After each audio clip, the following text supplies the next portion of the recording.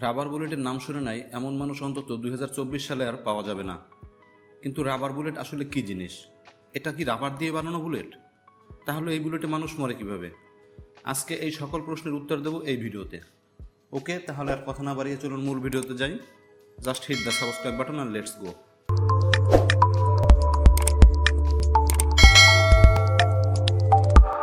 1970 সালে British police উত্তর আয়ারল্যান্ডের দাঙ্গা নিয়ন্ত্রণের জন্য প্রথমবার রাবার বুলেট ব্যবহার করে।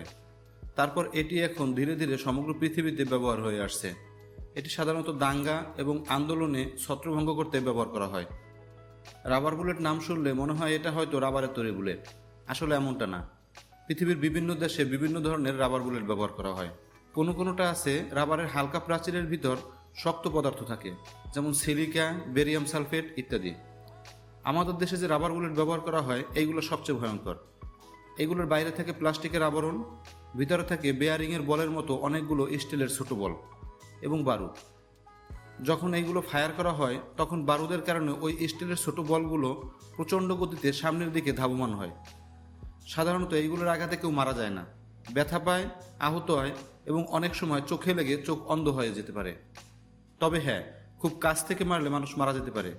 এইটা ডিপেন্ড করে কতটা কাছ থেকে ফায়ার করা হয়েছে। এমনকি একটা রাবার বুলেটের কারণে 2 থেকে 5 জন মানুষও মারা যেতে পারে। রাবার বুলেট যখন প্রথম আবিষ্কার করা হয় তখন বলা হয়েছিল আন্দোলনকারীদের পা লক্ষ্য করে মারতে, অথবা কিছুটা কাছাকাছি সামনের দিকে মারতে, যেন কেউ গুরুতর আহত কিংবা নিহত না হয়।